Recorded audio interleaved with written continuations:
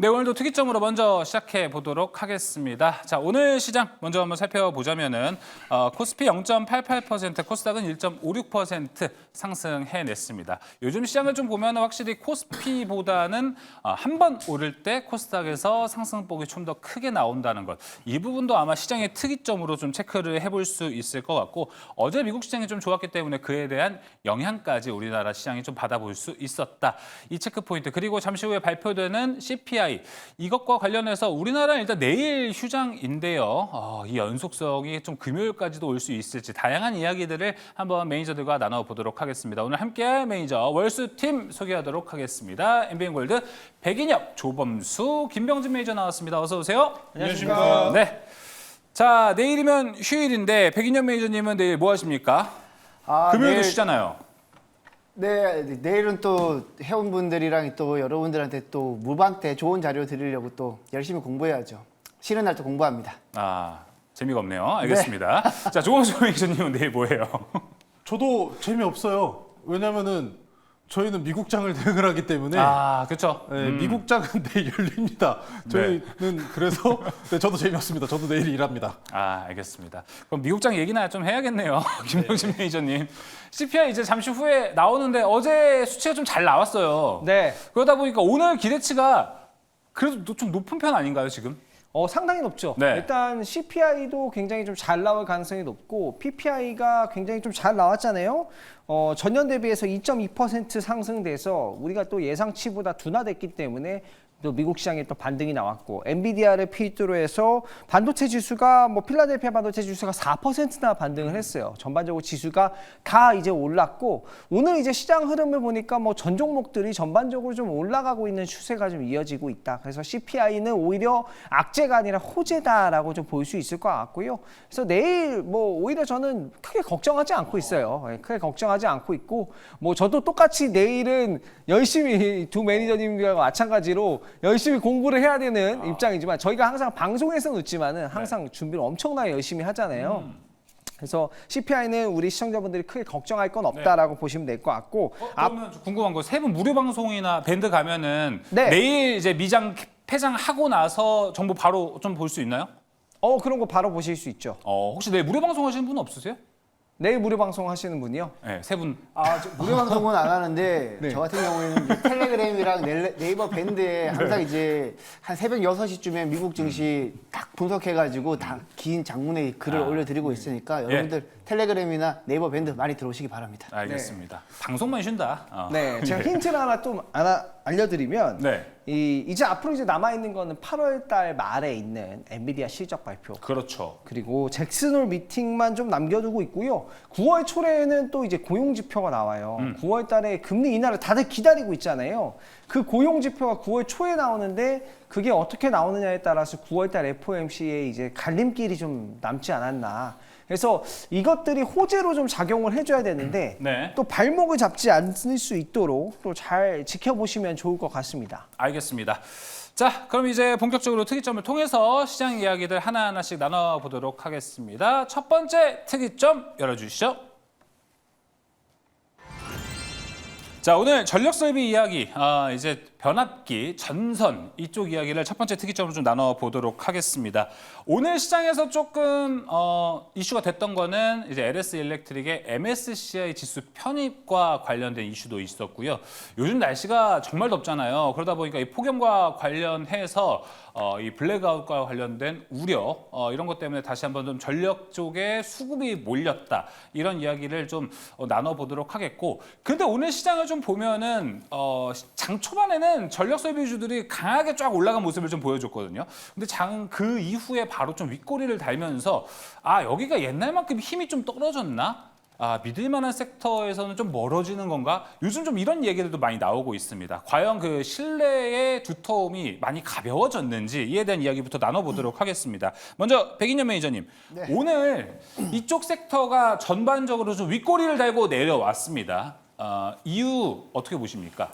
사람들이 이제 우리가 일반적으로 성장주를 투자를 할 때 지금보다 더 매출이나 영업이익이 더 잘 나오는 기업을 우리가 성장주라고 하는데 일단 뭐 이번에 전력 인프라 관련 종목들 실적이 잘 나왔어요. 실적이 잘 나왔고 최근에 제가 스치면 상한가에서 추천했던 종목인 재룡전기 같은 경우에도 실적이 잘 나왔는데 오히려 주가는 연이틀 급락했고 원래 오늘 자리에서 반등을 보여야 되는 자리였었는데 장중에 한 5% 급등을 하다가 다 밀렸거든요. 일단 뭐 전반적으로 많은 투자자들이 휴일을 앞두고 조금 약간 차익 실현을 하는 모습이 조금 더 강했던 것 같고요. 휴일을 앞두고 차익 실현을 했다는 모습이 좀 강했던 것 같고 이건 전력 인프라뿐만 아니라 물론 이제 전력 인프라 쪽에서 강하게 나타나긴 했지만 반도체 관련 종목들도 오늘 전반적으로 상승폭을 일부 반납하는 모습을 보였습니다. 게다가 최근에는 AI 산업 버블론 때문에 반도체 관련 종목들이 조정받았을 때 같은 이유로 전력 인프라 관련 종목들도 조정을 받았거든요. 일단 먼저 오늘 윗꼬리 단 이유는 내일 휴일을 앞두고 차익 매물이 나왔다. 하지만 전혀 걱정할 필요가 없다라고 생각을 하고 있는 게 우리가 일단 최근에 전력 인프라 관련 종목들이 조정을 받았던 이유는 AI 산업 버블론인데 그쵸. 실제 우리나라 전력 인프라 관련 종목들이 데이터 센터 엔드 쪽으로 이제 데이터 센터 쪽으로 공급하는 물량이 얼마나 되느냐 이렇게 우리가 판단을 했을 때 아직까지는 그쪽으로 본격적인 매출이 안 나오고 있다라고 보셔도 될 것 같고 기본적으로 우리나라 전력 인프라 관련 종목들이 상승했던 배경은 미국 쪽 전력 인프라망이 노후화가 오래되었기 때문에 거기에 들어가는 전력 인프라망을 전력 배전기라든지 이런 걸 공급하다 보니까 거기서 수출 물량이 늘어나면서 실적이 잘 나왔던 거기 때문에 사실 이번 조정은 사실 조금 과하다라고 저는 보고 있고 네. 그리고 기본적으로 지금 우리가 전력 인프라 관련 종목들을 체크를 할 때 수주 잔고만 보고 체크를 하셔도 돼요. 예를 들면 제가 재룡전기 말씀을 드렸으니까 재룡전기 관련해 가지고 제가 잠깐 말씀을 드리자면 네. 물론 이제 LS 일렉트릭이랑 HD 현대 일렉트릭 같은 경우에도 변압기 수주 물량이 굉장히 많은데 재룡전기 같은 경우에도 지금 현재 수주 잔고만 봤을 때는 3천억 정도 되거든요. 2분기 기준으로 3천억 조금 안 되는데 그 물량만 하더라도 연간 매출액이 됩니다. 그렇기 때문에 사실 데이터 센터 AI 산업 버블론이랑 상관없이 기존 수주 받았던 물량만 해도 그냥 앞으로 1년 정도는 계속해서 실적이 잘 나올 가능성이 매우 높고 그리고 영업이익률 같은 경우에도 계속해서 올라가고 있는 우상향하고 있는 추세이기 때문에 사실 전력 인프라 관련 종목에서는 걱정할 필요가 없는데 그냥 투자자들이 AI 산업 버블론이랑 엮어가지고 지금 조정을 조금 받고 있다라고 생각을 해서 오히려 저는 이렇게 실적이 잘 나왔음에도 불구하고 조정을 받았던 경우에는 매수 기회라고 보고 있습니다. 우리가 일반적으로 이제 투자자들 같은 경우에 지금 지난주 월요일 같이 시장 때문에 급락을 했지 개별 기업의 이슈 때문에 급락을 한 게 아니었거든요. 그쵸. 근데 지금 와서 돌이켜보면 그때 당시에는 와 이제 지수가 본격적으로 하락세에 접어드는 거 아닌가라고 생각을 했지만 반도체 관련 종목이나 바이오 관련 종목들 대부분 그때 급락했을 때 수준보다 바닥권에서 한 40% 정도 다 급등을 했단 말이죠. 전반적으로. 그렇기 때문에 전력 인프라 관련 종목들도 향후에 실적이 잘 나올 것을 우리가 감안한다라면 네. 오히려 지금처럼 말도 안 되는 AI 산업 버블론 때문에 지금 전력 인프라 관련 종목들이 조정을 받았을 때는 오히려 네. 저는 매수 기회라고 보고 있어요. 그래서 네. 지금 LS 일렉트릭이라든지 HD 현대 일렉트릭 그리고 재룡전기, 효성중공업 같은 변압기 관련 종목들은 여전히 강한 수요가 있기 때문에 오히려 조정 시마다 여러분들이 분할해서 매집해 가는 전략이 좋지 않을까라고 보고 네, 있습니다. 알겠습니다. 지금같이 좀 빠질 때는 확실히 좀 담아가는 시간이다라고 이야기를 했습니다. AI 버블 이야기도 좀 나와서 제가 마침 좀 궁금한 게 있습니다. 방송을 한 지지난주쯤에도 이제 전력 설비 이쪽 섹터 이야기를 이제 특이점에서 했는데 다음 날 저희 회사에 있던 PD 한 명이 저한테 연락이 왔어요. 제가 그때 질문이 뭐였냐면은 전력 설비 이쪽 변압기 투자하는 데 있어서 반도체가 올라가야 여기도 좀 같이 따라 올라가지 않을까요? 막 이런 이야기를 했었거든요. 근데 그 PD가 저한테 성화나서 공부 좀 해야겠는데요. 둘은 상관없어요. 막 이런 식으로 얘기를 하더라고요. 백년 매니저님 이거 어떻게 봐야 되는 겁니까? 제가 이제 LS 일렉트릭이랑 HD 현대 일렉트릭에는 제가 전화를 해서 확인을 못했지만 네. 제가 이제 방송 추천했을 때 재룡전기를 이제 방송에서 추천을 했을 때 제가 그때 당시에 재룡전기 IR 담당이랑도 한번 통화를 했었습니다. 네. 근데 이제 제가 확인해 본 바로는 일단 재룡전기가 미국 쪽에 북미 쪽에 수출 물량이 확 늘어나면서 실적이 잘 나왔는데 그게 실제 데이터 센터 때문에 물량이 늘어났던 게 아니라 전반적인 전력 인프라망 교체 수요 때문에 네. 매출이 늘어났던 거고 그리고 지금 실제 다른 기업들도 아마 크게 다르지 않을 거라고 생각을 하고 있습니다. 그래서 사실 전력 인프라 관련 종목들은 그냥 조선주랑 같은 느낌으로 보시면 될 것 같아요. 근데 네. 조선주보다는 오히려 실적이 좀 빠르게 올라가는. 어, 뭐 예를 들면 그쵸, 조선주 같은 경우에는 수주 받고 매출로 인식되는 데까지 한 2, 3년이 걸린다라면 전력 인프라 관련 종목들은 그렇게까지는 걸리지 않거든요. 그렇기 때문에 지금 뭐 여러분들이 선별해서 투자를 하신다라면 수준 물량 한번 체크를 해보시고 현재 시가총액이랑 주가 수준이랑 여러분들이 한번 체크를 해보신 다음에 투자를 하신다라면 네. 크게 무리가 없지 않을까라고 보고 있습니다. 알겠습니다. 그렇다면 아까 뭐 이야기 나온 데에서 좀 여쭤보자면 존스 메이저가 봤을 때 이 전력 인프라, 변압기 이쪽 관련주들은 처음에 이제 관심을 받았던 거는 미국, 북미 쪽이 이제 노후화됐기 때문에 이걸 다 교체 수요가 다가왔다라고 해서 처음에 올랐다가 여기 데이터 센터까지 엮이면서 올라가는 거잖아요. 근데 우리가 이 변압기, 뭐 HDD, 현대 일렉트릭 같은 종목을 볼 때 비중, 모멘텀 비중을 어느 정도로 보는 게 좋아요? 노후화된 변압기 교체에 대한 걸 한 50대 50, 뭐 둘 이렇게 딱 나눠서 봐야 되나요? AI랑? 저는 일단 PD님 말씀이 옳지 않나. 열심히 더 공부하셔라라는 의미지 않았나. 뭐가 네. 다른지 얘기 좀 해봐요.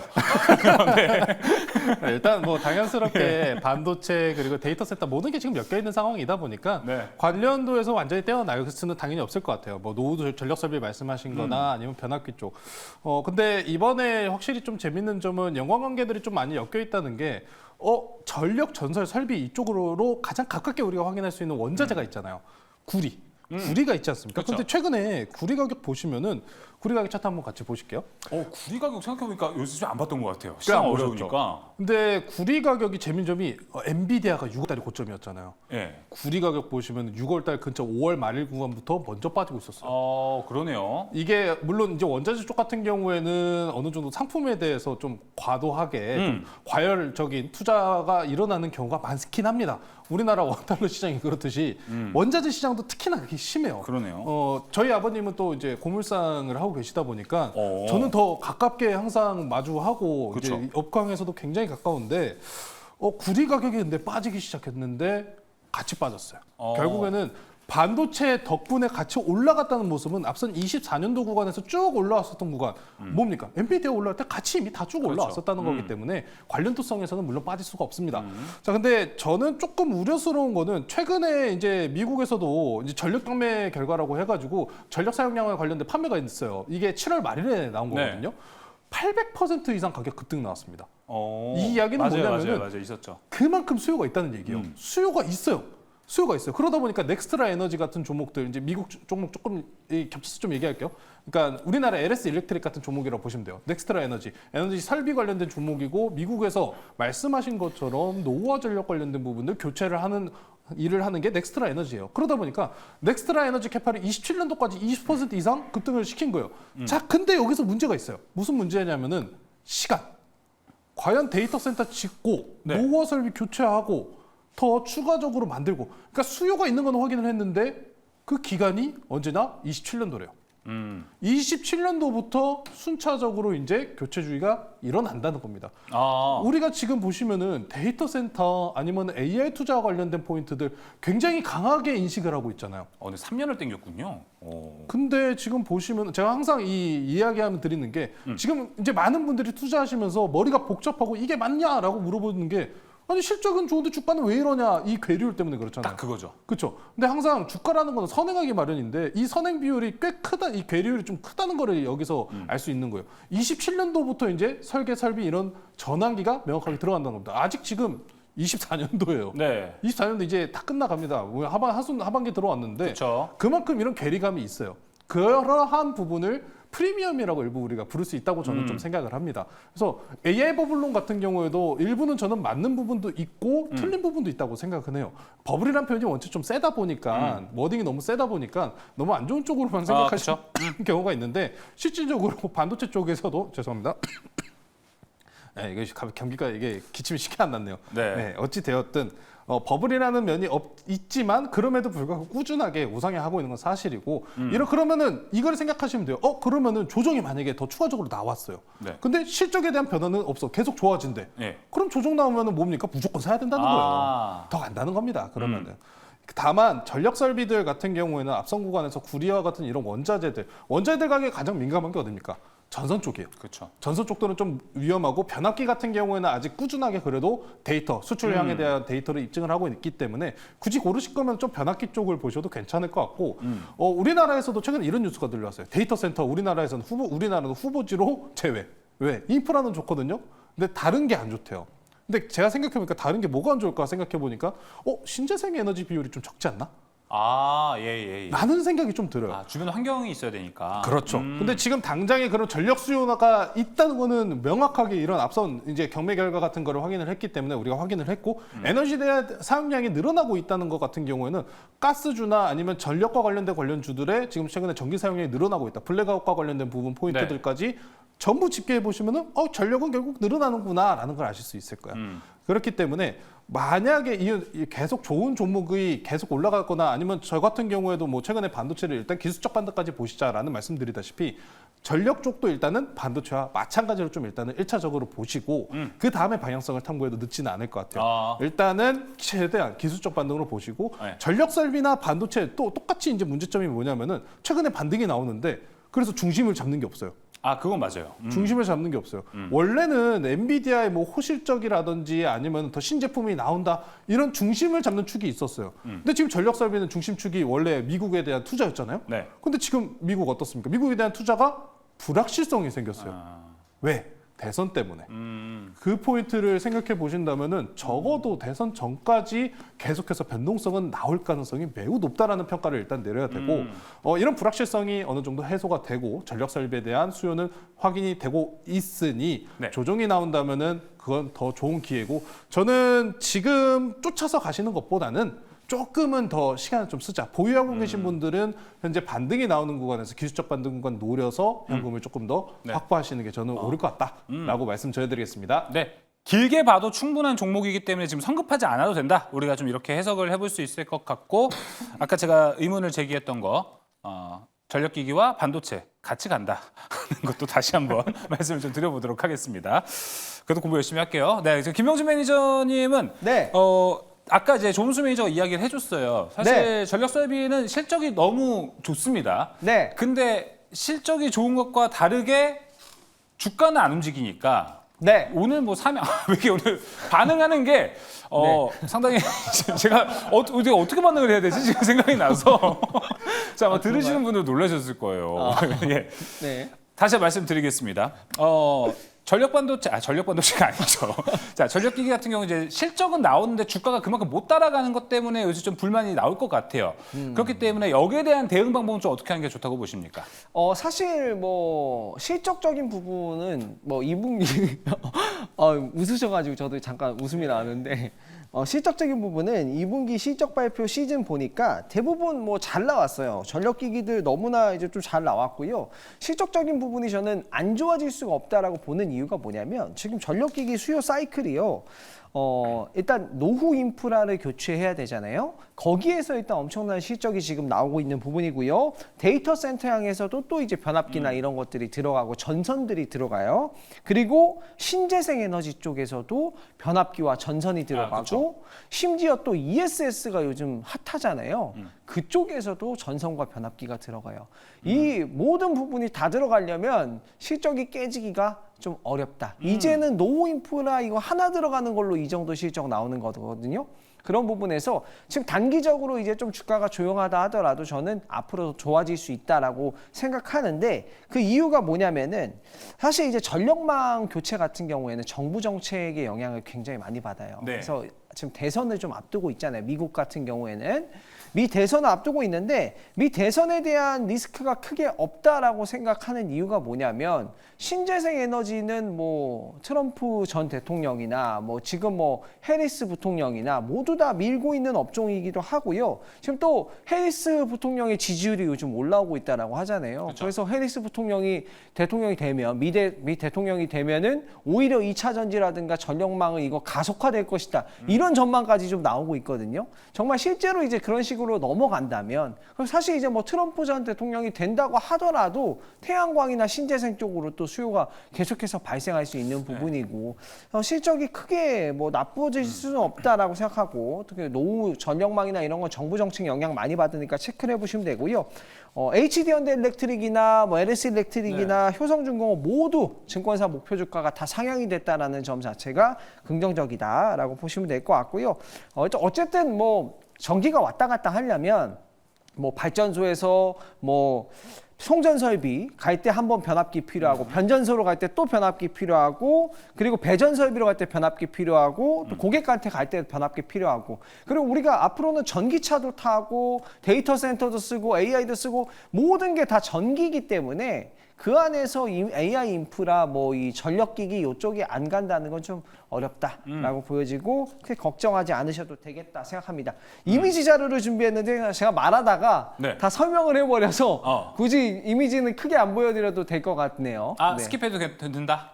한번 보여드리겠습니다. 네, 스킵은 하지 않고 준비는 해왔으니까 예. 정성껏 보여는 드려야겠네요. 네. 네. 일단 뭐 미국 변압기 PPI나 뭐 변압기 수출 금액 추이 보시면 안정적이다라고 보여지고요. 두 번째 이미지 한번 보도록 하겠습니다. 글로벌 전력망 길이를 좀 보셔야 되는데 계속해서 전력망 길이는 더 높아질 수밖에 없다. 길어질 수밖에 없는 네. 부분이다. 단기적으로 주가가 안 가는 거에 크게 걱정하지 않으셔도 되겠다 말씀드리겠습니다. 알겠습니다. 저도 이미지 하나 보여드려도 예, 이제 준비된 거 다 보여주세요. 네, 안 보여준 게 있다면 손 들고 저도 말씀해 이미지 주세요. 하나 시원하게 한번 보여드리도록 네. 하겠습니다.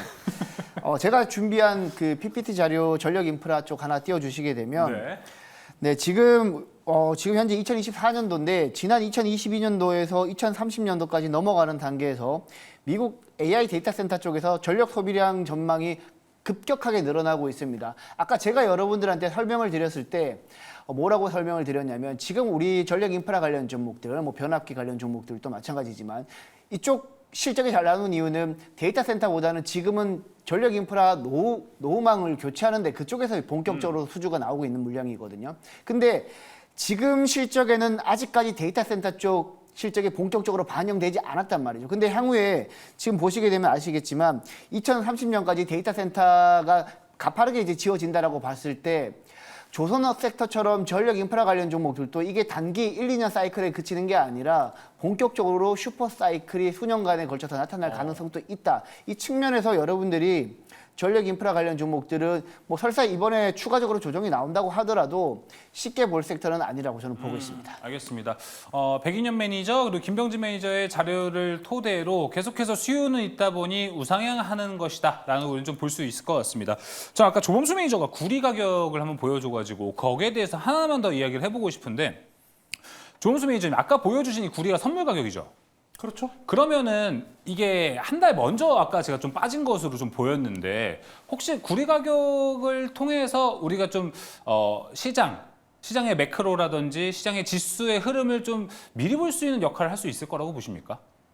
그건 안 돼요. 아, 그건 안 됩니다. 이거는 어느 정도 이제 자사의 심리적인 영향 평가 정도만 해야 돼요. 네. 이제 예를 들어가지고 이제 보시면은 구리가 결론적으로 반도체랑 AI 그 데이터 센터 전력 수요 이것 때문에 선행적으로 과도한 그러니까요. 상승분 만들면서 네. 끌어올린 거잖아요.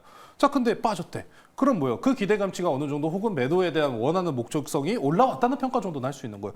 이게 지금 차트대로 구리가 이렇게 빠졌다고 시장도 이렇게 빠질까요? 라고 물어보시면은 확답은 드릴 수 없습니다.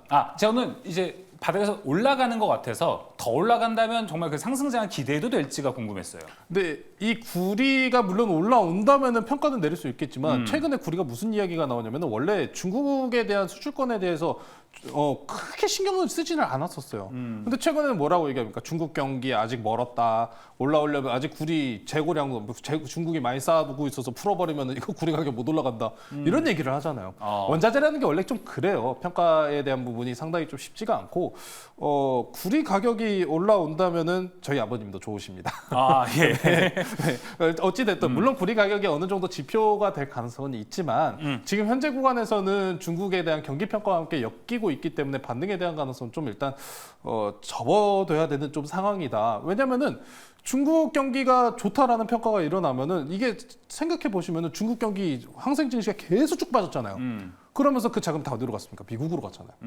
그래서 반사적인 모습도 우리가 어느 정도 생각까지는 해둬야 되기 때문에 저는 일단 중국과 관련된 부분들 그리고 다시 한번 반도체들이 강하게 반등이 나올 때 올라가지 않을까.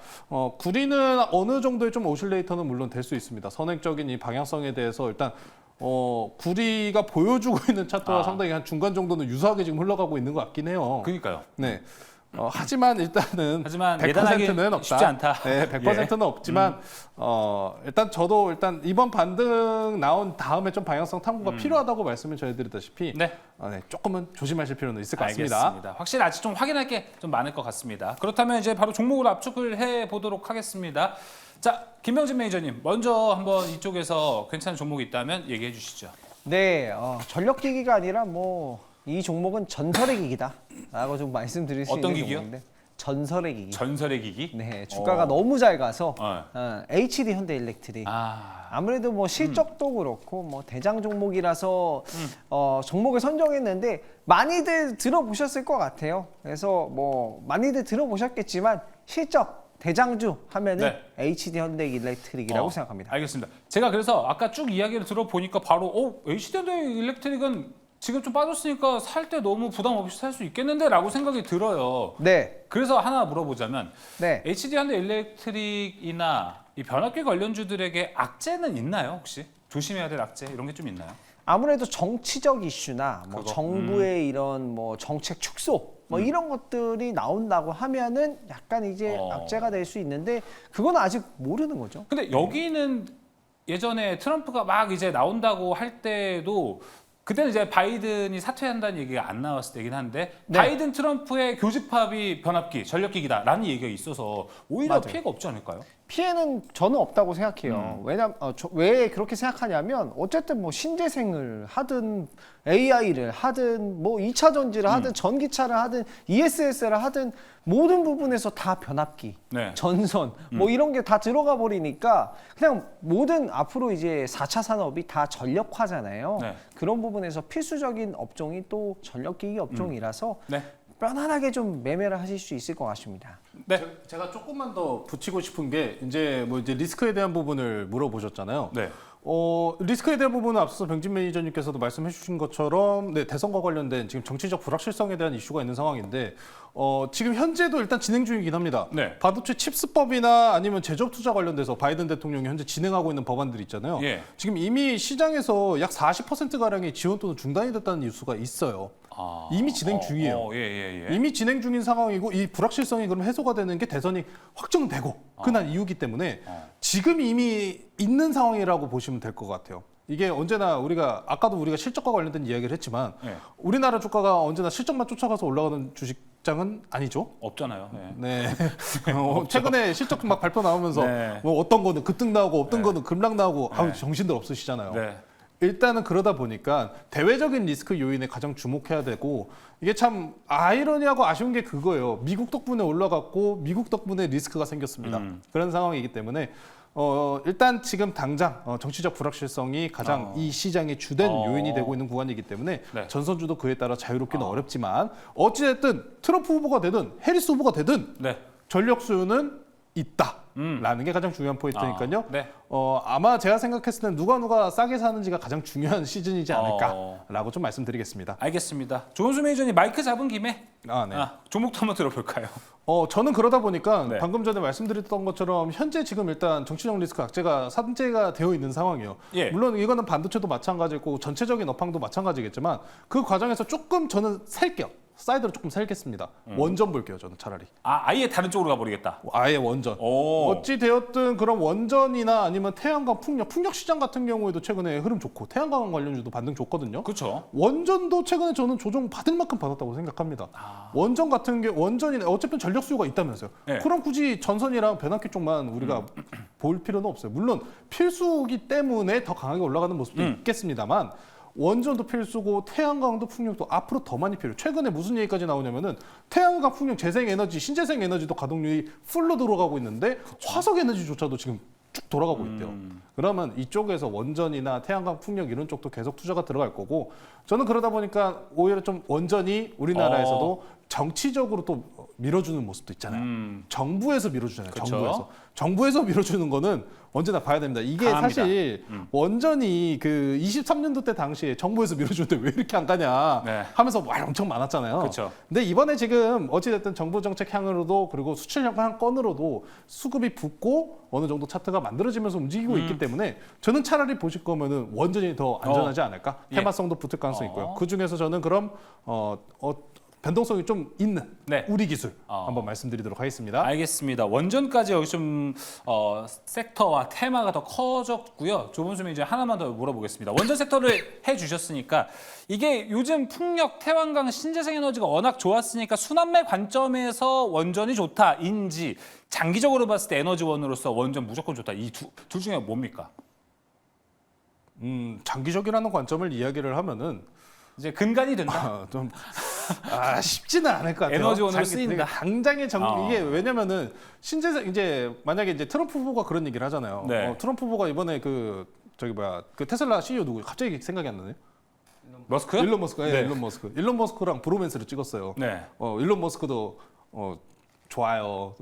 트럼프도 좋아요. 그러니까요. 이러고 네. 있었는데 거기서 한 얘기 중에 뭐가 있냐면은 너무 지금 석유 이 업황을 너무 악마화하지 않냐라는 얘기를 해요. 무슨 얘기냐? 어차피 발전이나 전환기에 따른 속도는 필요한 상황인데 왜 이렇게 석유 생산과 관련된 부분을 악마화시키면서 태양광 풍력만 미냐 이런 얘기를 해요. 거기에 포함되는 게 원전도 있습니다. 그래서 저도 원전이 그래서 최초에 이제 재생에너지 시장 한참 붐이 일었을 때 포함도 안 됐었잖아요. 신재생에너지 쪽에. 근데 결국에는 이제 포함이 됐고.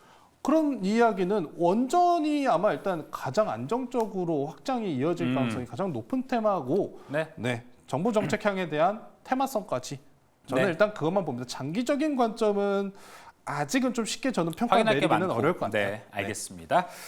자, 우리 기술 이제 원전까지 이야기를 들어봤고요. 이번에는 백인현 매니저님의 종목 들어보겠습니다. 네, 저는 이제 뭐 최근에 추천드렸던 재룡전기가 가장 좋다라고 보고 있고 기본적으로 이제 제가 재룡전기를 주목해서 보는 이유는 전력 인프라 관련 종목들 전체 종목 중에서 영업이익률이 가장 좋습니다. 지금 1분기 같은 경우에도 영업이익률이 30% 후반대가 나왔고요. 2분기에도 영업이익률이 한 40%대 초반이 나왔기 때문에 영업이익률이 잘 나온다라는 것은 물론 이제 미국 쪽에 수출하는 중저압 변압기 판가가 올라가고 있다라고 이해하셔도 되겠지만 물론 그 측면도 있습니다. 그렇지만 지금 전반적으로 영업이익률이 좋다라는 것은 뭐 환율 효과 외에도 회사가 장사를 잘하기 때문입니다. 회사가 영업을 잘하고 있기 때문에 영업이익률이 좋다라고 보시면 될 것 같아서 회사 운영을 잘하고 있는 재룡전기가 저는 가장 좋아 보입니다. 예, 알겠습니다. 영업이익률이 상당히 좋다. 재룡전기까지 보시면 좋을 것 같고요. 자, 이어서 이제 두 번째 특이점으로 바로 넘어가 보도록 하겠습니다. 두 번째 특이점 열어주시죠. 자, 오늘도 이 전기차 화재 이야기를 또 해보도록 하겠습니다. 요즘 이쪽에 참 수급이 잘 들어가고 있구나라고 좀 생각이 들고 지금까지 좀 뭐 전기차 화재와 관련된 테마가 형성이 좀 돼가지고 거기서 좀 가볍게 올라가는 종목들이 되게 눈에 띄었었는데요. 오늘은 테슬라의 영향도 있겠지만 양극재 쪽에도 오늘은 좀 수급이 들어가면서 2차 전지에 이제 대장 같은 종목들이 전반적으로 올라가는 모습을 보여줬습니다. 자, 그렇다면 우리가 말 표현하자면 되게 좀 어불성설일 수도 있어요. 화재가 났는데 호재가 된다라는 이야기가 지금 과연 2차 전지 섹터에 적용이 될 수 있을지 수급이 많이 들어가고 있습니다. 지금 이 부분을 어떻게 좀 김병진 매니저는 해석을 하고 있는지가 궁금합니다. 화재인데 공교롭게 2차 전지가 올라가고 있어요. 네, 아무래도 뭐 공교롭게 지수가 바닥이잖아요. 네. 그런 부분도 없지 않아 있고요. 이 기술력 문제는 기술로 해결하면 되는 거거든요. 뭐 새로운 기술이 나오면서 항상 문제를 우리가 해결해 왔잖아요. 뭐 그거를 피하는 게 아니라 그거를 기술을 개발해서 하겠다라고 하면서 이제 전고체 배터리가 오늘 또 주가가 뜨거웠고 관련된 그쵸. 종목들이 다 올랐거든요. 실제로 이제 전고체 배터리 관련된 종목들, 특히나 전고체 배터리가 조금 더 안정성에서 굉장히 높은 게 사실이에요. 이 전액이 또 액체가 아니라 고체이기 때문에 화재 위험성이 확 낮아지는 거는 사실입니다. 있습니다. 그런 부분에서 이제 굉장히 좀 주가가 뜨거웠는데 저는 이게 단기적인 테마에 가깝다라고 생각해요. 왜냐하면 실제로 이게 출시를 할 때까지는 시간도 좀 걸리고 그렇죠. 네. 실제로 출시를 했을 때에 많은 이제 배터리 셀 업체들이 황화물계 전고체 배터리를 준비하고 있는데 출시를 했을 때 충전 속도 뭐 이런 것들에 대한 문제점도 아직은 있고요. 그리고 에너지 밀도가 이제 또 충전 속도랑 에너지 밀도는 굉장히 개선이 되는데 가격이 문제거든요. 가격. 이게 원재료비가 황화리튬이 좀 굉장히 좀 비싼 전고체 비싸죠. 예, 부분이더라고요. 그래서 제조 난이도도 높고 수요도 아직까지는 조금 높은 상황이기 때문에 하이엔드 자동차에 탑재가 될 가능성이 높아요. 그래서 오늘 시장에서 전고체 배터리가 올랐던 이유 같은 경우에는 좀 코로나 치료제처럼 테마성으로 좀 올랐다라고 보시면 될 것 같고 전체적인 업종에 대한 부분은 아직까지도 해결해야 될 부분이 있지만 지수가 워낙 바닥이고 지수가 오를 때 뭐 2차 전지 관련된 종목들이 계속해서 올라갈 수밖에 없는 부분이라서 종목들이 오르고 있다라고 보여지고요. 예. 전체 이제 2차 전지 종목들을 매매를 하실 때는 이렇게 이제 뭐 전고체 배터리나 이런 테마들도 좋지만 원래 좀 잘하는 종목들 있잖아요. 원래 좀 2차 전지 쪽에서 매출이 잘 나오고 실적 좀 잘 나오고 있고 지금 안 좋은 상황임에도 불구하고 좀 잘 헤쳐나가고 있는 기업들 그런 종목들 위주로 보시는 게 맞지 않을까 생각합니다. 어느 기업인가요? 실적이 잘 나오는 기업이. 대주전자 재료. 아, 네. 요즘 잘 나오고 있잖아요. 실적 예. 잘 나왔잖아요. 네. 네. 그렇죠. 아, 그 종목 대주전자 재료- 오늘도 올랐어요. 아, 네, 알겠습니다. 대주전자 재료 쪽, 그러니까 실적이 좀 받쳐주는 종목 위주로 좀 보자 이 말씀 해주신 거죠? 그렇죠. 아무래도 대주전자 재료 그 이야기를 드린 이유가 이 전고체 배터리가 되면 가격이 많이 오를 수밖에 없는데 네. 뭐 지금 충전량을 과충전하지 말아라. 뭐 네, 요즘 맞아요. 이런 식으로 나오고 있잖아요. 그래서 과충전하지 않고 그러면 충전 속도를 좀 늘려야 되잖아요. 그래서 실리콘 음극재를 탑재하면 배터리 가격은 2% 정도밖에 오르지 않아요. 실제로 소비자들한테 오를 수 있는 가격이. 네. 배터리 가격은 안 오르는데 충전 속도는 30% 이상 단축이 된단 말이죠. 그렇기 때문에 탑재량이 늘 수밖에 없는 현상이 지금 딱 좋잖아요. 실리콘 네. 음극재가. 이런 부분에서 수혜를 보실 수 있는 원래 좀 괜찮은 종목들 위주로 보시고 단기적으로 뭐 너무 많이 오른 종목들이라든가 약간 뭐 전고체 배터리 관련된 종목들을 매매하신다면 트레이딩 전략이 좀 좋지 않을까 생각합니다. 알겠습니다. 근데 오늘 모처럼 양극재 쪽에서도 네. 좀 반응이 나왔단 말이에요. 뭐 네. 이제 LNF도 올라갔었고 에코프로 쪽에서도 오늘 어느 정도 상승하는 모습을 보여줬는데 이 네. 모습을 좀 어떻게 해석하셨는지가 되게 궁금해요. 테슬라가 간밤에 좀 많이 올랐기 때문에 그래서 동반으로 올라간 겁니까? 아니면은 뭔가 지금 화재 사건이 났긴 났지만 뭔가 좀 찌르고 있잖아요. 계속 2차 전지 섹터 자체를. 네. 그러다 보니 동반적으로 좀 올라간 건가? 어떻게 좀 해석을 해야 되나요? 사실 너무 과대낙폭이긴 해요. 뭐 기관이나 외국인 같은 경우에도 뭐 2차 전지 종목들 가지고 있을 거 아니에요. 너무나도 과대낙폭했기 때문에 저는 쇼커버도 충분히 나올 수 있는 상황이다 생각하고 있거든요. 네네네. 그런 부분에서 충분히 주가 반등은 제가 이야기 드렸던 거랑 다르게 반등은 나올 수 있는 상황이고 그만큼 과대낙폭됐다라고 생각합니다. 그래서 알겠습니다. 좀 긴 호흡을 본다면 정말 괜찮은 상황이고 단기적인 호흡을 본다면 옥석 가리기는 필요한 상황입니다. 네, 알겠습니다. 자, 이쪽을 항상 2차전지 얘기할 때는 제가 백인현 매니저님과는 우리가 이제 2년 거의 다 돼갑니다. 백인현 매니저 같이 방송을 한 지가. 근데 그때마다 2차전지 얘기를 할 때는 백인현 매니저님이 항상 양극재보다는 음극재 쪽을 항상 강조를 많이 해주셨고 그때부터 이야기 나왔던 건 뭐 대주전자 재료 그리고 JT도 여기 포함이 좀 됐었죠? JEO였어요. JEO죠. 그렇죠. 네, 네. JEO까지 뭐 포함이 돼서 이쪽 CNT 도전제 뭐 다양한 종목들을 봤었는데 백인현 매니저님 본 시나리오가 아직도 좀 유효한 것 같아요. 네, 맞습니다. 지금 사실 이제 우리가 배터리 같은 경우에 보시게 되면 뭐 오늘 양극재 관련 종목들이 오른 이유는 제 생각 먼저 간단하게 말씀드리자면 지금 배터리 실명제가 나오면서 중국 같은 경우에는 CATL을 제외하고는 우리나라 배터리가 생각보다 많이 사용되고 있다는 걸 우리가 투자자들이 확인을 했습니다. 전반적으로 그 영향 때문에 우리나라 양극재 관련 종목들도 같이 올랐다라고 보고 있고 하지만 추세적인 상승은 조금 어렵지 않나. 왜냐하면 기본적으로 우리가 이제 배터리 에너지 밀도를 늘리기 위해서는 기존에는 양극재에서 니켈 함량을 높여가면서 기술 개발을 한 다음에 이제 배터리 에너지 밀도를 높였는데 이제 그게 다 달았습니다. 더 이상 양극재를 개발해서는 배터리 에너지 밀도를 더 높일 수도 없고 최근에 전기차 수요가 하락하게 되면서 리튬 가격도 계속해서 하락하기 때문에 배터리 가격이 갑자기 올라가기는 어렵기 때문에 양극재 관련 종목들은 투자하기가 조금 적합하지 않다라고 제가 말씀을 드리고 네. 대신 실리콘 음극재 같은 경우에는 앞서 잘 말씀해 주셨지만 대주전자 재료 같은 경우에는 실제 오늘 증권사 리포트가 나왔을 때 3분기 기준으로 실리콘 음극재가 탑재되는 모델이 한 5개에서 한 4개에서 한 5개 정도 된다라고 나왔던 걸로 제가 기억을 하는데 네. 연말 정도 되면 뭐 증권사 애널리스트들이 전망하기로는 한 7개에서 9개 모델까지 확대된다라고 합니다. 그 얘기는 무엇이냐고 하면 지금 2분기에도 실적이 우리가 생각보다 더 잘 나왔는데 3분기, 4분기로 넘어가면 갈수록 추가적으로 실리콘 음극재가 적용되는 모델이 더 확대되게 될 경우에는 실적이 더 잘 나온다는 얘기거든요. 물론 이제 오늘 리포트에서는 3분기는 쉬어가고 4분기부터 본격적으로 다시 한번 실적이 좋아질 거다라고 했지만 제가 봤을 때는 3분기, 4분기 그리고 3분기에도 실리콘 음극재 탑재되는 모델이 늘어난다고 했을 때는 2분기보다 사실 실적이 더 안 나올 이유는 없다라고 봐요. 사실 전기차 시장은 지금이 최악이고 그리고 지금 현재 기아 EV3 보급형 모델에도 실리콘 음극재가 탑재되다 보면 사람들이 이제 실리콘 음극재가 탑재된 전기차를 많이 탈 거 아닙니까? 그러다 보면 충전 시간이 생각보다 많이 짧아졌네. 과거에는 막 30분 이상 충전하던 거를 그게 대폭적으로 단축되다 보니까 생각보다 전기차도 편하다고 느낄 수도 있겠고 그 과정에서 전기차 수요가 오히려 저는 살아날 수 있다라고 보고 있기 때문에 전기차 시장이 갑자기 엎어져가지고 아예 안 팔리거나 아니면 그렇죠. 실리콘 음극재를 대체할 만한 새로운 혁신적인 기술력이 나오지 않는 한 실리콘 음극재 관련 종목이 뭐 대주전자 재료나 뭐 제이오나 나노신소재의 향후 성장성 전망은 저는 여전히 좋다라고 보고 있습니다.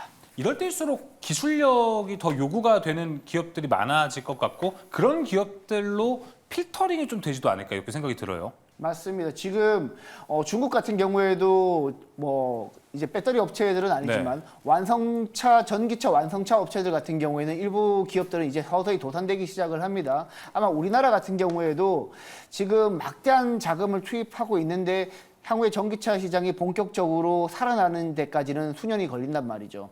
그렇게 될 경우에는 자금력이 딸리거나 기술력이 없는 기업들은 그 과정에서 다 도태된다라고 보시면 됩니다. 하지만 실리콘 음극재 같은 경우에는 향후 미래 먹거리이기 때문에 양극재가 아닌 실리콘 음극재는 향후 미래 먹거리이기 때문에 그쪽 기술력을 확실하게 보유하고 있는 우리나라에서는 실리콘 음극재 쪽에서는 대주전자 재료가 실적도 지금 나오고 있고 확고한 기술력을 가지고 있기 때문에 향후 성장성은 뭐 의심하지 않아도 된다. 대신 전기차가 안 팔리면 뭐 단기적으로 조정은 받을 수 있겠다 정도로만 이해하시면 될 것 같습니다. 알겠습니다. 우선 전기차가 잘 팔리는 게 좀 중요한 포인트가 될 것 같습니다. 제가 그래서 대본을 쫙 봐서 조범수 매니저는 이쪽 특이점에서 어떤 종목을 좀 관심 있어 할까 봤더니 없더라고요. 없습니다. 예. 네. 이쪽 테마가 부정적이신 건가요? 아니면 2차 전지 전반적으로? 테마가 일단 좀 부정적이긴 해요. 음. 이게 이번에 불난 게 EQE 모델이잖아요. EQE 350 모델이잖아요. 네. 재밌는 사실은 이미 23년도에 똑같은 사고 났었습니다. 어디에서? 미국에서요. 그래서 이거 어떻게 됐냐? 리콜 나왔었어요. 우리나라는 왜 안 해줬답니까? 이거 갑자기 생각이 나니까 화가 나네요. 우리나라는 리콜 안 해줬답니까? 미국에서는 불나면 리콜 바로 이렇게 때려쓰면서 우리나라는 왜? 풍문에는 화가 벤츠에서 프로모션을 했다라는 소문도 있어요. 그거는 모르는 사건이 모르는 예, 일이기 때문에. 예. 근데 이번에 벤츠도 보시면은 EQE 모델, EQS 모델, 그러니까 약간 고가형 모델을 보시면 다 CATL이랑 파나소닉이 들어갔어요. 뭐냐면은 결론적으로 제조사들도 원하는 게 제가 지난 시간에 그런 얘기했잖아요. 차량 가격에 대한 가격 변동은 그렇게 별로 안 일어났는데, 근데 뭔가 계속 좋아진대. 기능이 새로 생겼대요. 들어간 돈 더 많이 생긴 거 아니에요? 그러면은 다른 곳에서 가격 절감이 일어난다는 얘기를 제가 항상 드리잖아요. 이 배터리가 그쪽에 하나예요. 그러다 보니까 솔직히 이번 대한민국 화재 사건 같은 거를 좀 너무 2차 전지 쪽과 연결하는 거는 좀 저는 과대해석이다라는 좀 평가를 좀 내릴 수밖에 없을 것 같습니다. 사실 이 제조사들에서 배터리 문제다라고 일단 지금 확정적인 이야기가 나온 건 아니잖아요. 네. 왜? 배터리에서 외부 충격이 있어가지고 발생할 수도 있어요. 아니 배터리가 당연하게 외부 충격에서도 문제 없게 만들어야 되는 거 아니냐라는 이야기도 맞는 이야기입니다. 하지만 아직 제가 지난 시간에서도 마찬가지 표본과 관련된 부분을 얘기를 전달드렸다시피 네. 전기차 내연기관차 대비해서 전기차의 화재 건수는 그렇게 많지가 않습니다.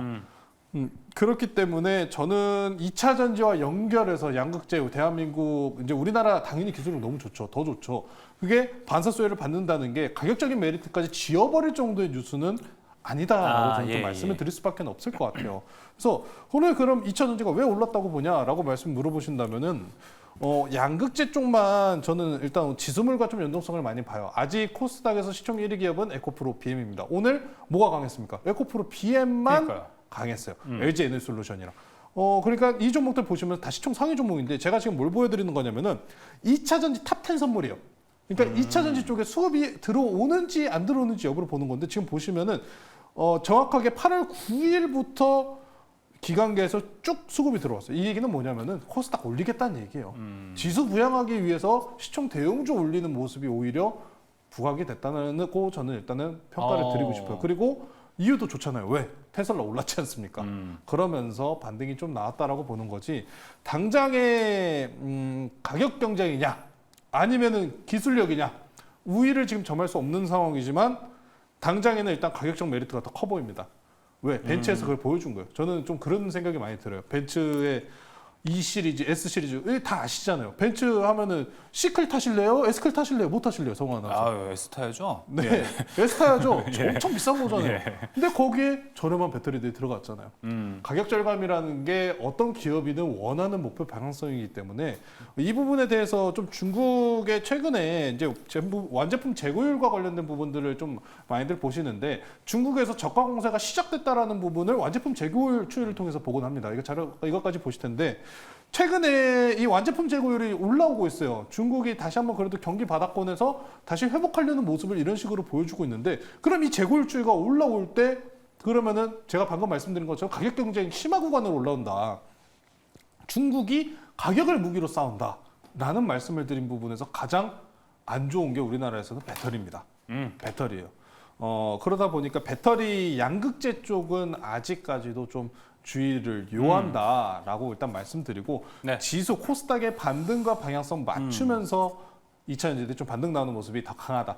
최근에 코스닥 같은 경우에도 풋옵션 미결제 약정이 엄청나게 쌓였을 때가 있었어요. 7월 말일쯤으로 좀 제가 기억을 합니다. 그때 일부 지수 조정 나오고 반등이 2차 전지가 한번 나왔을 때가 있었잖아요. 그때가 코스닥 미결제 약정이 풋옵션이 굉장히 많이 쌓였을 때입니다. 네. 반사적으로 해서 튀어 올라오면서 올라왔다고 저는 평가를 하지 당장에 뭐 2차 전지 양극재는 좀 조심하시고 최근 이 배터리 폭파 사건은 테마다. 테마다라고 좀 말씀 강하게 드리니까요. 예. 이 시장에 대해서도 물론 많은 비용이 들어갑니다. 다만 그 많은 비용을 다 지금 모든 설비를 해야 되는 시점은 아니다라기 때문에 저는 테마로서만 대응하시자라고 말씀드리겠습니다. 알겠습니다. 일단 핫한 테마는 맞고 테마이기 때문에 투자할 때 일단 조심해야 되는 것도 맞습니다. 새 매니저의 의견을 다 한번 들어보시고 이제 투자하실 때도 좀 참고를 잘 해보시면 좋을 것 같습니다. 자, 그렇다면 이 안에서 우리가 볼 수 있는 종목들은 무엇이 있는지 바로 하나하나씩 들어보도록 하겠습니다. 백인현 매니저님 종목 한번 들어볼까요? 네, 뭐 저는 아까 잘 설명을 드렸었는데 대주전자재료가 제일 지금은 앞서 있다라고 보고 있고 기본적으로 이제 2차 전지 관련 종목 중에서 향후에 아마 실적이 가장 먼저 튀는 종목이 대주전자재료가 될 거예요. 실리콘 흡극재 관련 종목에서도 제가 뭐 나노신소재라든지 제이오도 말씀을 드렸지만 가장 먼저 실적이 튈 종목은 대주전자재료라고 저는 생각을 하고 있고 양극재 같은 경우에는 지금 당장에 실적이 튀기는 어렵고요. 실리콘 흡극재 관련 종목인 대주전자재료는 적용 모델이 지금 확대되면 될수록 계속해서 실적이 늘어나는 구조다 보니까 지금 당장은 뭐 대주전자재료가 가장 좋아 보입니다. 네, 대주전자재료 이야기 들어봤고요. 김병진 매니저님도 대주전자재료일 것 같은데요. 네? 네. 어떻게 하셨죠? 아까 계속 대주전자재료 이야기만 해주셔서 여기서 대주전자재료 이야기하고 지금 대주전자재료가 아니면 웃긴 거잖아요. 그렇죠. 한번 웃겨볼까 생각했지만 예. 웃기지 않다. 예. 네, 대주전자재료가 맞다라고 좀 말씀드리고요. 대주전자재료는 제가 또 이 스치매 상한가에서 많이 소개를 했던 종목이기도 하고 좋아하는 종목이라서 또 이 종목을 다시 한번 선정해봤습니다. 네, 알겠습니다. 자, 두 번째 특이점까지 모두 확인해봤습니다. 이제 세 번째 특이점으로 넘어가 보도록 하겠습니다. 세 번째 특이점 열어주시죠. 자, 코로나19 확산세가 정말 재확산세가 정말 무섭습니다. 진단키트와 치료제 모두 지금 품귀 현상이 나서 편의점에 가서는 진단키트를 구하기가 어렵다. 벌써 이런 이야기들이 좀 나오고 있고요. 아, 정말 좀 안타깝지만 저희 어머님이 오늘 확진 판정이 나셨습니다. 보니까 주변에 정말 이제 코로나 확진자가 좀 많아지고 있다라는 거를 저도 좀 피부로 느끼고 있다 보니 이렇게 주가가 올라가는 것 보면서 충분히 좀 이해가 된다라고 생각이 들고 저희 어머니뿐만 아니라 뭐 사실 우리 이 월수팀 안에서 최근 경험자가 또 있기 때문에 이 투자 포인트, 이 특이점에 대해서 아무래도 이야기할 게 좀 많을 것 같습니다. 가운데 계신 분, 그렇죠? 아직도 기침을 하고 있잖아요. 그러니까요. 이게 네. 진짜 아프다면서요. 저 최초로 한창 유행했었을 때는 그렇게 뭐 화장실만 좀 자주 가는 정도였는데 네. 이번에 좀 독하게 아파봤어요.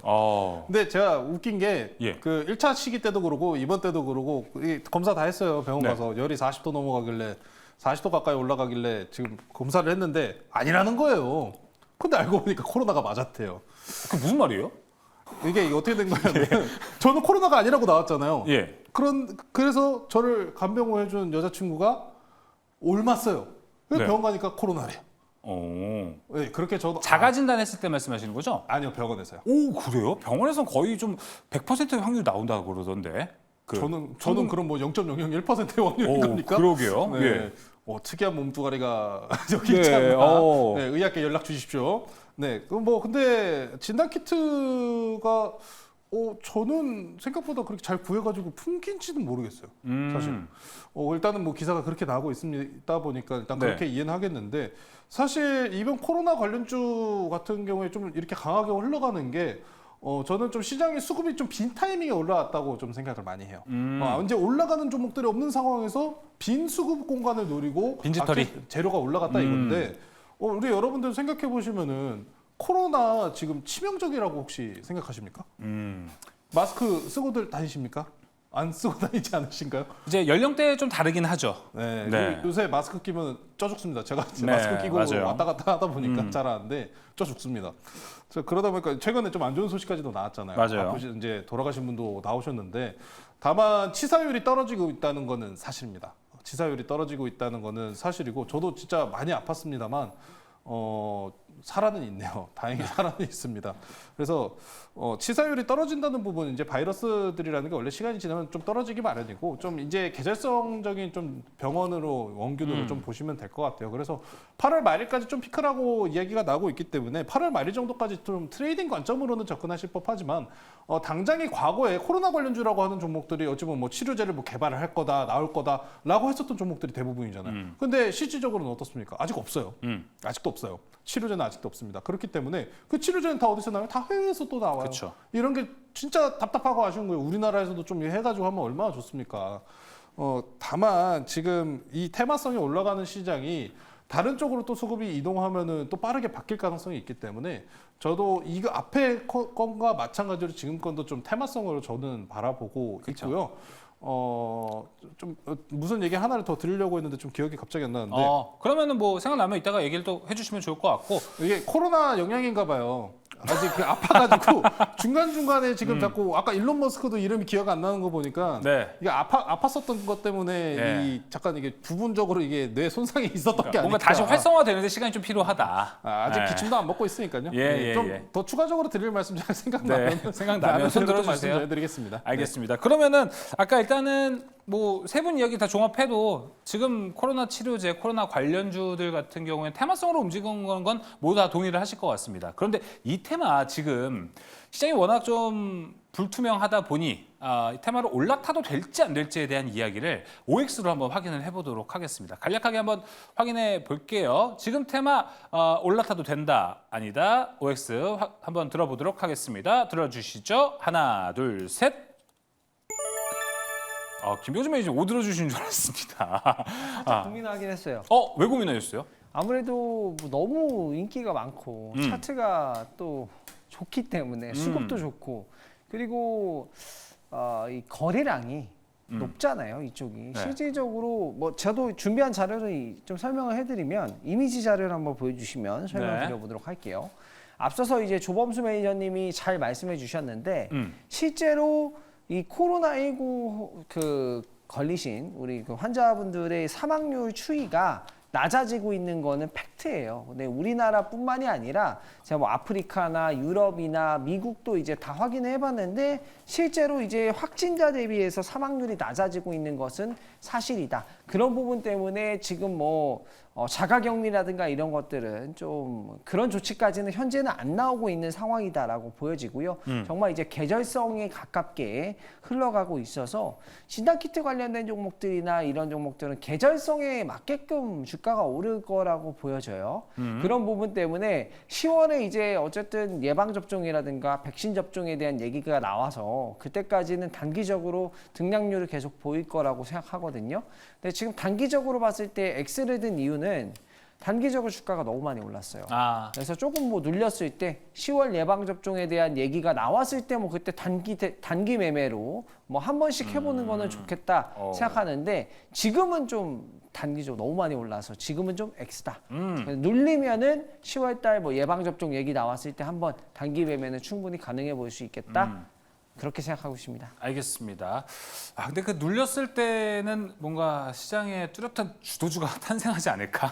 그래서 이쪽의 테마가 안 보일 것 같다라는 좀 생각도 듭니다. 반면에 이제 백인현 매니저님도 X를 들어주셨어요. 네, 지금 사실 이제 우리가 지난 2020년도에 코로나 관련 종목들이 막 연일 급등을 하다가 그 이후에 코로나 확진자 수가 감소하면서 관련 종목들이 주가가 바닥을 치는 걸 우리가 한번 경험을 했습니다.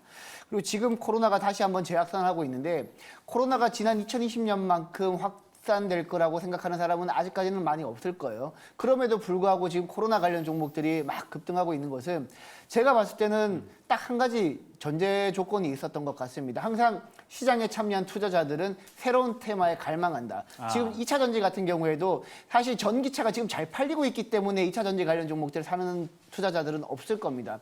단지 새로운 테마가 워낙 주가가 바닥에 있다 보니까 수급이 막 들어오면서 주가가 올라가고 있는 거고 지금 코로나 진단키트 관련 종목들도 물론 이제 이쪽에서는 진단키트 관련 종목이라든지 이런 종목들 같은 경우에는 지금 가동률이 올라가면서 실적이 아마 일시적으로 잘 나올 수는 있을 거예요. 하지만 과거에도 경험했듯이 그들 종목의 실적이 지속적으로 잘 나오려면 지난번 2020년 팬데믹처럼 뭐 2, 3년 정도 계속해서 코로나가 확산되어야지만 그런 현상이 나타날 건데 지금은 그렇게까지는 아닌 것 같습니다. 뭐 예를 들면 최근에 코로나가 확진이 되어도 마스크 쓰고 뭐 학교에 가거나 뭐 직장에 출근한다고 증상이 없는 경우에는 그렇게 해도 된다라고 할 정도로 과거와는 코로나를 인식하는 그 인식 자체가 많이 다르기 때문에 과거처럼 뭐 코로나 걸린다고 해가지고 무조건 진단하고 검사하고 그리고 회사 갈지 여부를 결정하는 게 아니라 자기가 봤을 때 조금 애매하다 싶으면 그냥 굳이 검사 안 하고 마스크만 쓰고 회사에 출근할 정도로 과거와는 인식이 많이 달라졌기 때문에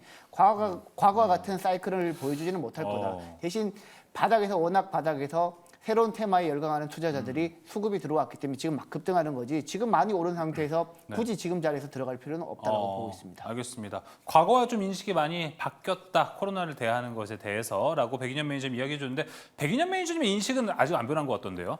조범수 매니저가 상당히 거리를 두고 계시더라고요. 요새. 지금 굉장히 약간 체감상으로 아까 전에 회의할 때도 좀 느꼈지만 조범수 매니저 딱 들어오니까 체감상으로 목이 좀 까끌까끌한 게 약간 조금 기침도 나오는 것 같은데 그래도 제가 집에 가서 비타민 하나 딱 먹고 자고 여러분들을 위해서 항상 건강 관리 열심히 하도록 하겠습니다. 요새 이제 방송국에서 코로나 걸리신 분 나오면 모든 게 재책임으로 돌아가지 않을까. 예, 좀 1호이기 때문에 거의. 저쪽 보고 얘기는 조금. 알겠습니다. 네.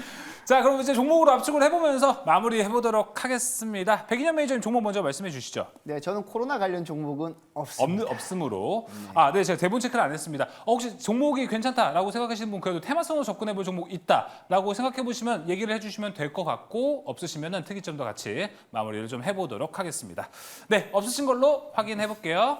자, 그럼 이제 테마성에 대해서 잘 체크 한번 해보시면 좋을 것 같고 이제 세 번째 특이점도 모두 마무리해 보도록 하겠습니다. 자, 이제 특별한 포트 대결로 넘어갈 텐데 현재 수익률 대결 어떻게 펼쳐지고 있는지 한번 확인해 보시길 바랍니다.